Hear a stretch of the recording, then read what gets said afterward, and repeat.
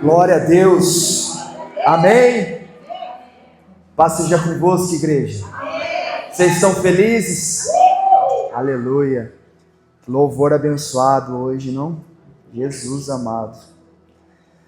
Pessoal, hoje eu quero falar sobre algo. Pastor, eu quero minha bênção também. Amém.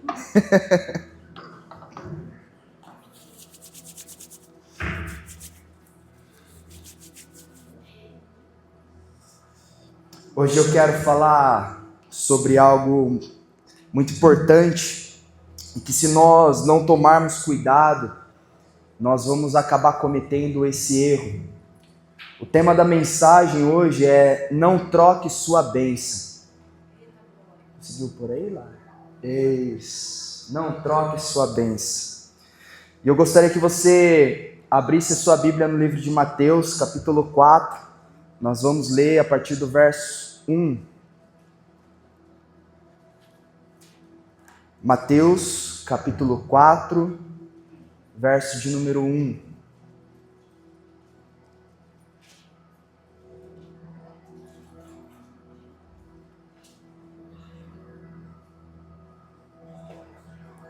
O pastor está ensinando a gente a seguir juntos, né? Então, vamos ler todo mundo junto?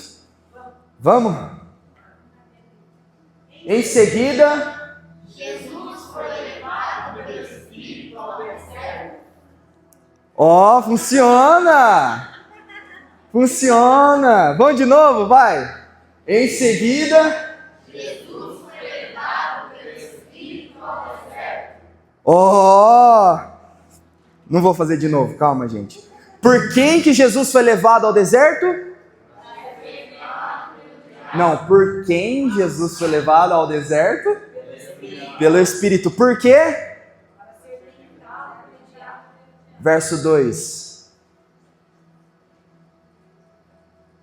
Depois de jejuar 40 dias e 40 noites, teve fome. Amém. Feche seus olhos. Pai, nessa noite de culto de oração, Pai, nós colocamos diante da Tua presença a nossa vida, o nosso coração, o nosso ser. E como nós cantamos, Pai, nós temos fome de Ti, nós temos fome da Tua palavra, nós temos fome da Tua presença, e nós queremos ser cheios de Ti e da Tua palavra nessa noite. Nós não estamos aqui para ouvir o homem, nada natural, mas nós estamos aqui para nos alimentarmos da Tua palavra, Senhor, que transforma, Tua palavra que vivifica, Tua palavra que dá força, Tua palavra que é lâmpada para os nossos pés. Então nós te pedimos, Deus, fala conosco nessa noite e que nada tire a nossa atenção da Tua palavra, em o nome de Jesus. E você diga graças a Deus. Amém, aleluia, glória a Deus. Gente, Jesus, ele foi conduzido pelo Espírito ao deserto para ser tentado pelo diabo. E após jejuar 40 dias, ele teve fome, que é algo completamente natural. Mas vejam bem, antes de Jesus chegar ao deserto, Jesus primeiro foi batizado no Rio Jordão por João Batista. E quando Jesus ele sai das águas, a palavra do Senhor diz que o Espírito de Deus vem sobre ele como uma pomba, e uma voz do céu diz: eis aí o meu filho amado, em quem me comprazo, em quem eu sinto prazer. E aí, gente, logo depois que isso acontece, o Espírito de Deus vai e conduz Jesus até o deserto, para que ele fosse tentado pelo diabo. E a gente sabe também que o deserto ele é uma analogia para nós de dificuldade, de tempos difíceis, de tempo de escassez. Então vejam bem, gente, Jesus, o Filho de Deus, amado por Deus, recebeu uma confissão pública de amor, foi conduzido ao deserto.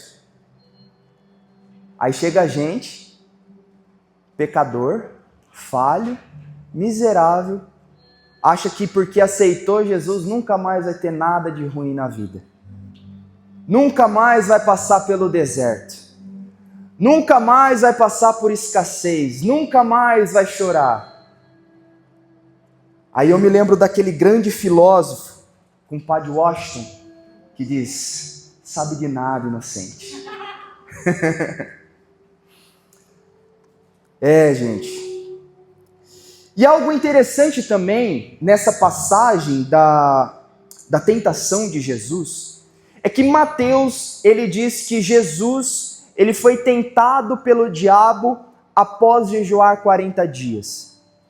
Só que se nós lemos no livro de Marcos e no livro de Lucas, nós vamos ver que Jesus, ele foi tentado durante esses 40 dias. Isso é importante a gente ver, por quê? Para que a gente saiba que mesmo cumprindo com como que é a palavra, Jesus amado? Espera só um minutinho, deixa eu lembrar aqui. Mesmo cumprindo com as nossas disciplinas espirituais, lembrei. Mesmo cumprindo com as nossas disciplinas espirituais todos os dias, nós ainda estamos sujeitos a ser tentados por Satanás. Agora veja bem, gente, a tentação não é pecado. Pecado é você ceder ao desejo da tentação. Amém? Vocês estão me acompanhando até aqui? Glória a Deus. Gente, nesse exato momento, Jesus ele estava vulnerável. Ele estava com fome.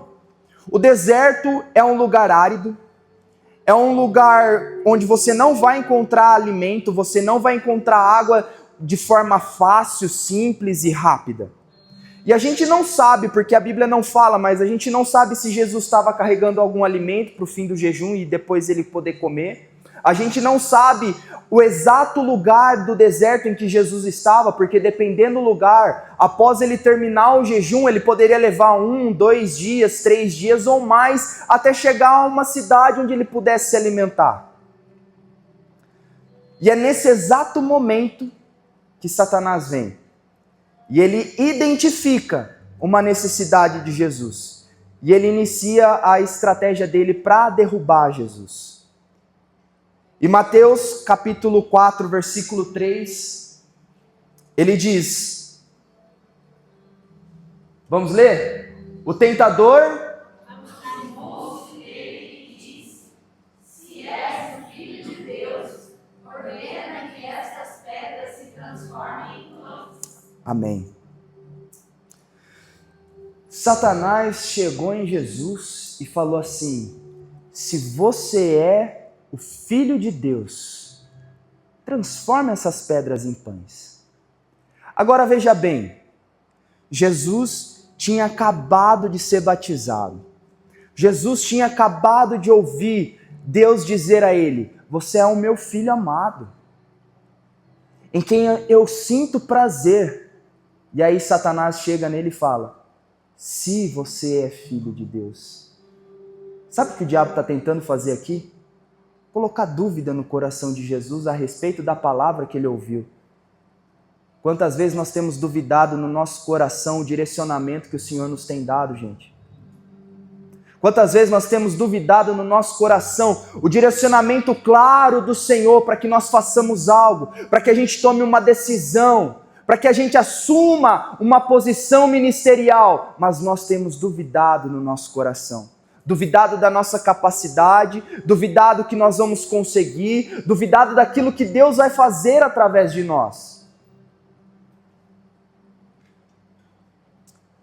O Senhor, Ele já mostrou quem você é. O Senhor já mostrou a direção que você tem que seguir. Você sabe exatamente o que você tem que fazer. Agora, você vai deixar essa dúvida tomar conta do seu coração? Você insiste em permitir com que essa dúvida fique plantada dentro do seu coração? Preparando essa mensagem, nessa parte, eu lembrei de uma vez que eu e a Natália, a gente saiu para caminhar. E aí ela falou assim para mim: se você me ama, você vai gritar, eu te amo, aqui no meio da rua. Só que eu precisava provar para ela, né, gente? E aí eu gritei, eu te amo. Ela rachou o bico. Falou, você é louco. Aí eu falei, eu sou louco de amor por você. Vai aprendendo, homens. Mas, gente, para Deus a gente não precisa provar nada. E deixa eu te falar uma coisa. Você não precisa provar nada para ninguém aqui. Você precisa ter certeza do seu chamado e do seu ministério. Ah, Murilo, mas eu não tenho chamado nenhum. Não. Sua família é um ministério.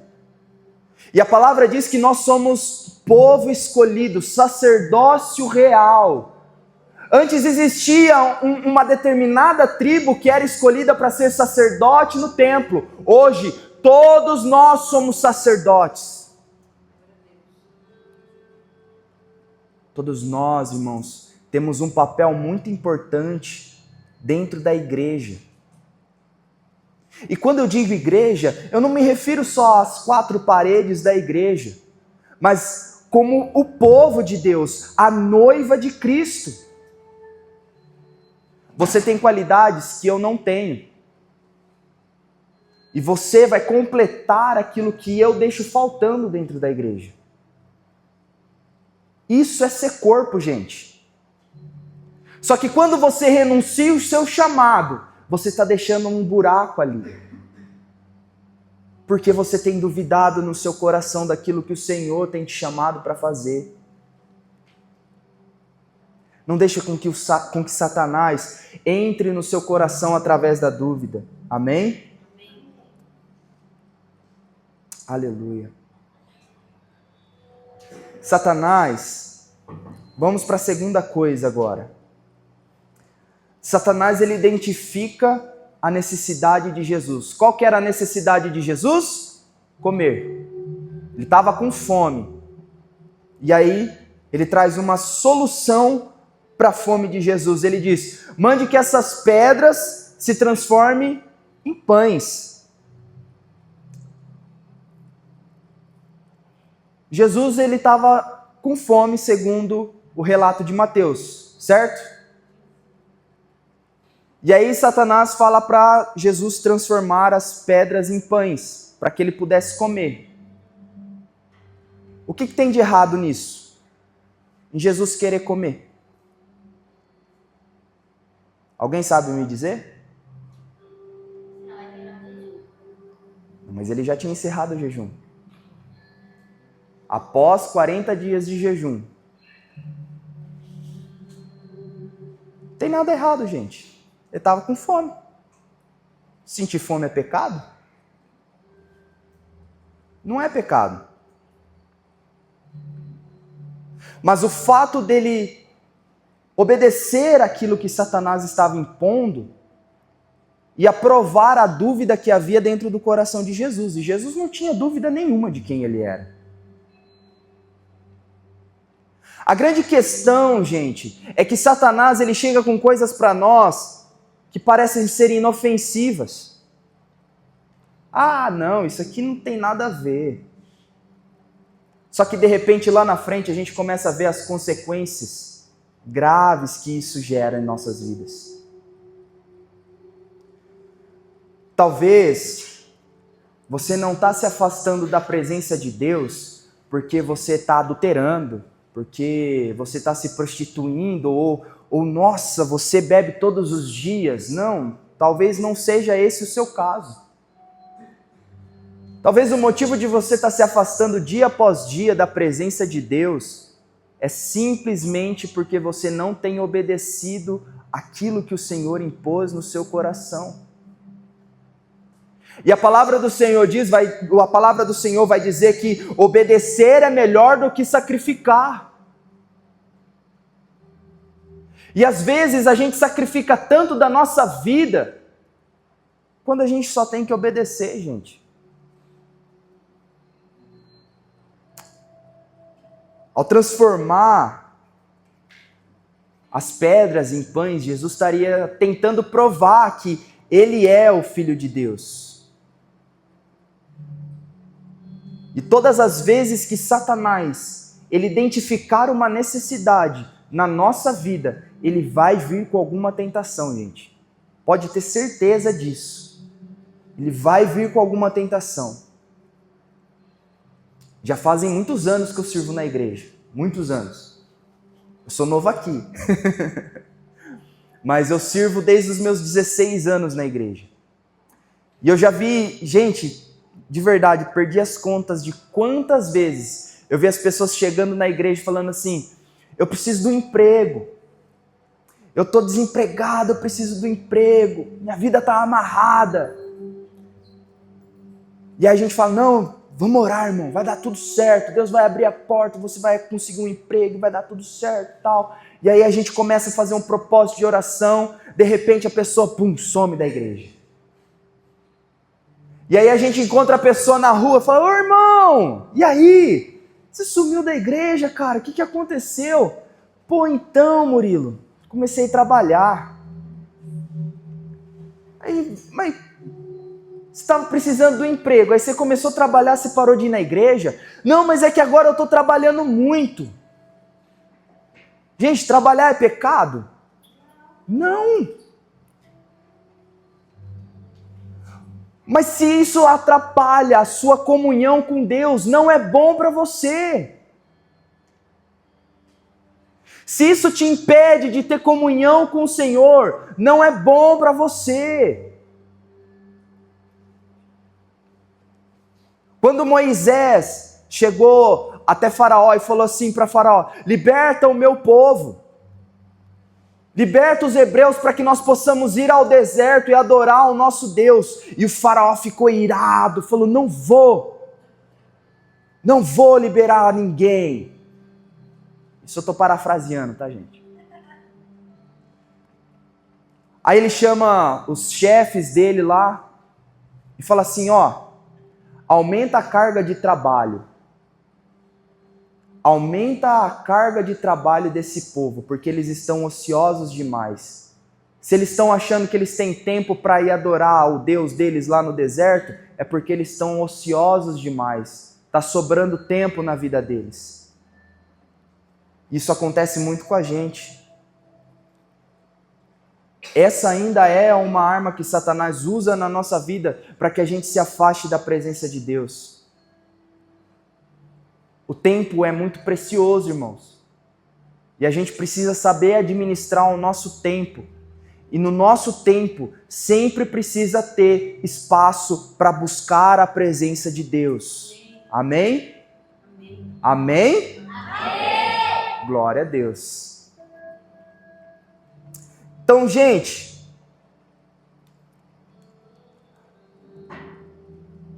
Jesus, ele precisava comer alguma coisa. Essa era a necessidade de Jesus.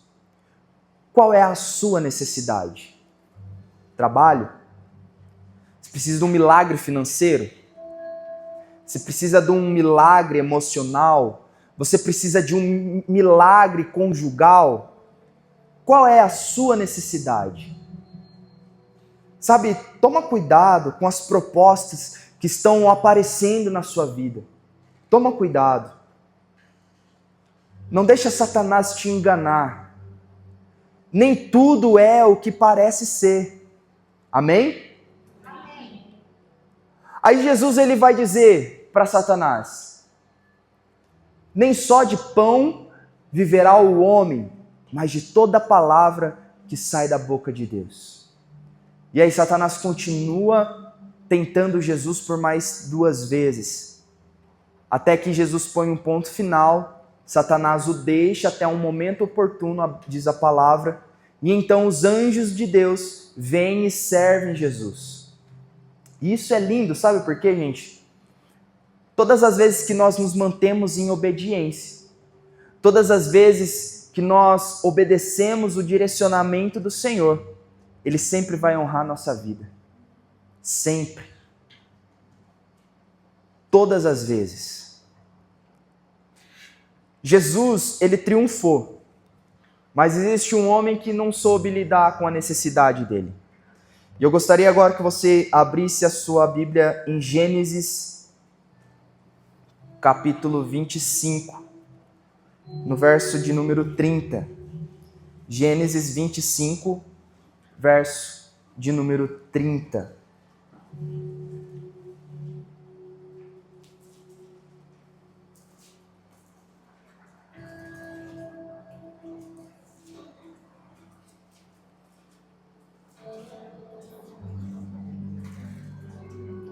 Gênesis 25, 30.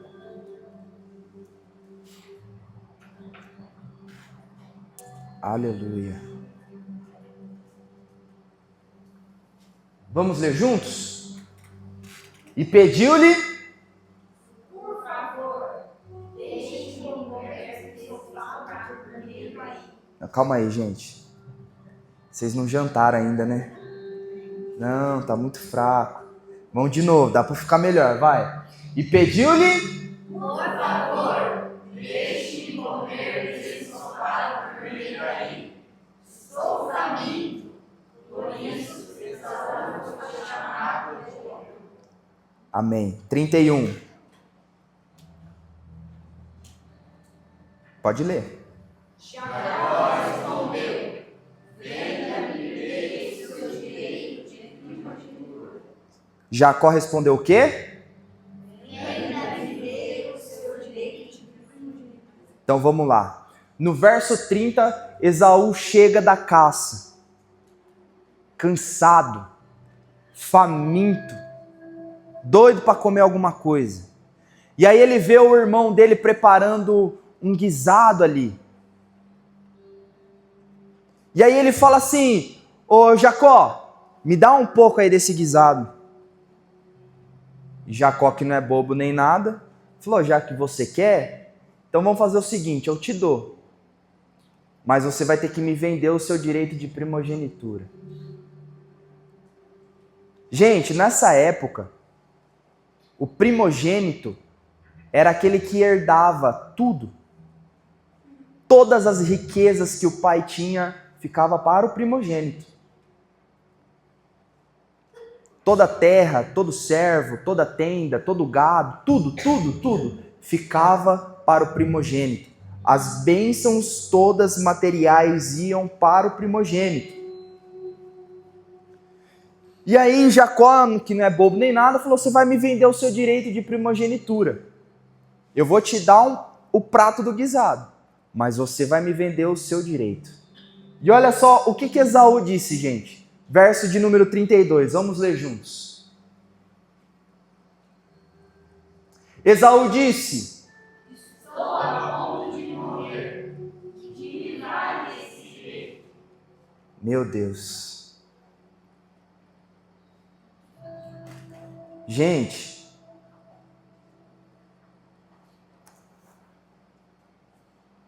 tudo bem que Esaú estava cansado e com fome. Mas vamos dizer a verdade, exagerou aqui, né?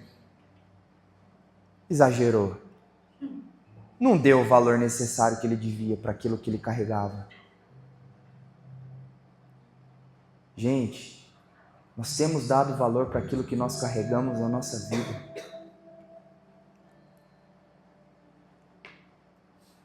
Eu conheço uma pessoa que eu digo para ela: eu acho que eu acredito mais em você do que você mesmo. Sempre digo isso para essa pessoa.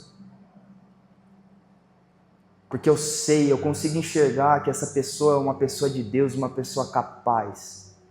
Mas parece que ela não consegue perceber isso, sabe? E talvez esse é o seu caso. Você carrega algo dentro de você, mas você precisa acreditar nisso. Você precisa dar valor a isso que você carrega dentro de você. Você é um homem de Deus, você é uma mulher de Deus, você carrega a presença do Espírito Santo dentro do seu coração. E não é você que é capaz, é Ele que te capacita. E se Ele te capacita, não existe nada que possa te parar. Pelo menos um. Glória a Deus. Mais outro. Glória a Deus. Você consegue entender isso? Que é o Senhor que vai mover as montanhas através da sua vida, não é você. Você é um instrumento nas mãos dele.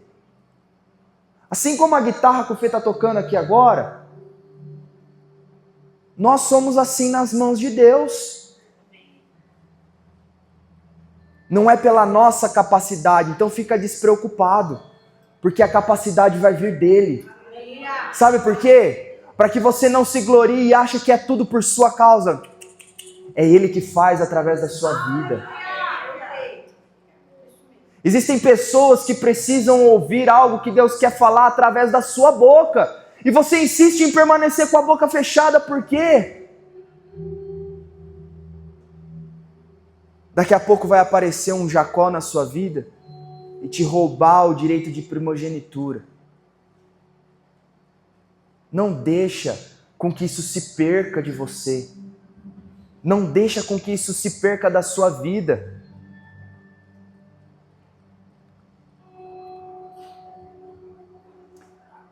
A grande questão é que a gente olha tudo de forma superficial, gente.